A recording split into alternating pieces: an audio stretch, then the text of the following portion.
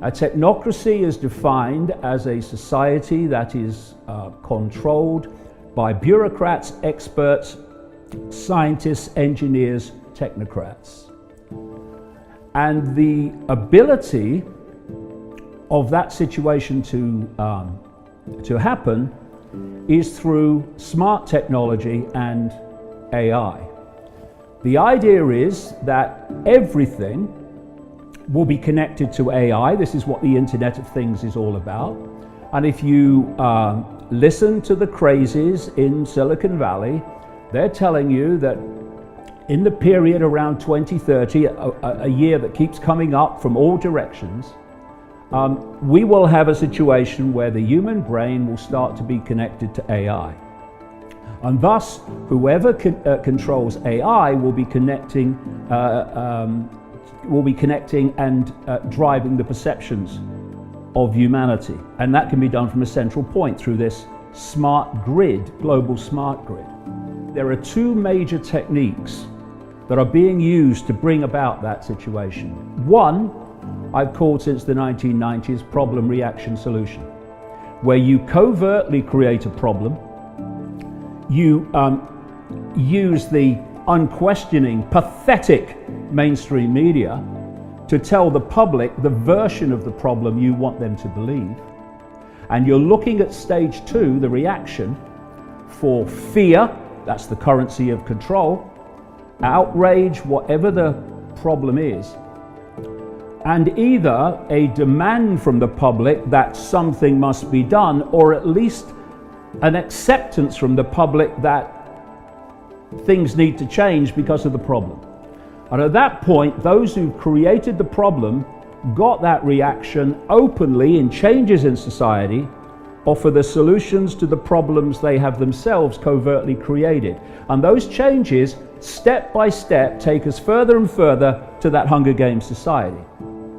There's another version, which I call no problem reaction solution, where you don't need a real problem, you just need the perception of one, and you still have the ability to provide your society-changing solution.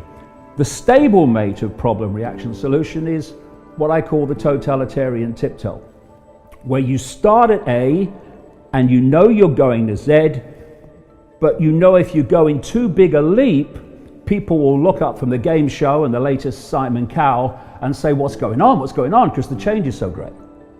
So you do it in as big a steps as you can towards your outcome, but not so fast or big that you alert too many people to the fact that it's a pattern. What you want people to believe is everything is random. But when you know where we're being taken, you know the outcome, this Hunger Games structure society, now the apparently random events become clear stepping stones to that outcome. Now, one of the things I've been pointing out as a problem reaction solution that was coming to transform human society, but what I've been saying for the best part of 30 years is they are planning an enormous economic crash. And I've been saying it even more since 2008, because 2008 seemed to be a nightmare. And the outcome and the consequences of what they're doing is to dismantle the world economic system that is destroying small business, family business, even medium-sized business, some even relatively big businesses too. It's destroying them. The big legacy of what is happening now will not be to do with health long term, it will be economic. What happens to those people whose businesses collapse? What happens to all those people who were working for those businesses? For bars, for hotels, for all these businesses that have been targeted, don't go there, shut down. What happens to them? They fall into the bottom of the Hunger Games society. And what we're seeing now, every day, is this Hunger Games society coming closer and closer and closer because of what's being done in the name of protecting the people. And when this runs on, they're going to be justifying a cashless society, and they're going to be saying, we can't have this again, we can't have this happen again. So you're going to have more technological testing of people for whether they have a temperature and all this stuff, and the whole surveillance is going to move on. This is about how the media and some of the intelligence community have been together for over 60 years. You will understand who controls the media, who controls Hollywood. When there's a few of you, and compared with the global population, they are very few, you can't control people physically. You can do it in a certain area through troops and the army, and what they want to do is do it absolutely through connecting AI to the human brain. But for the moment, they can't. How you have to do it is you have to program people's perceptions, because from perceptions comes behavior. It's a real simple thing. Your perceptions become your behavior. And you go one step back, where do your perceptions come from? They come from information received. So if you control the information, the constant narrative, and most people just believe it because that's all they hear. Repetition is the wonderful, magnificent form of mind control. You control the information, you overwhelmingly control perception among those that don't question. And from perception, you control behavior. Even the Air Force Office of Special Investigations officer, Richard Doty, admitted that he would bring bags of cash to major media to get their cooperation.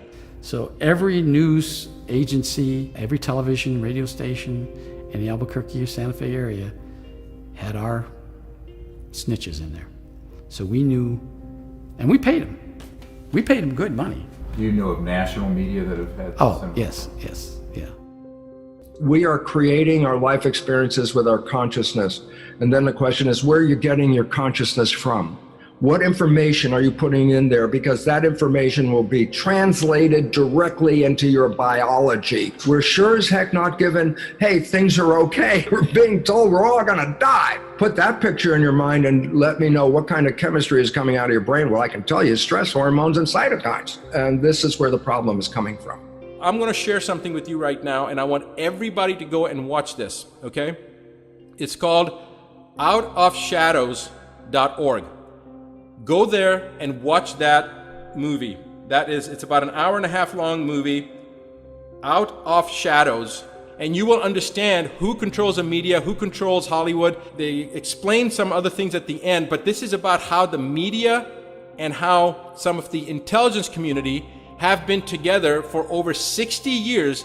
Watch the documentary, and then you tell me what's going on. What are the things that are in our control? What we watch when we get home, what we listen to when we're in our car. I think that those are the powerful things, and ultimately our behavior is what's going to define our success.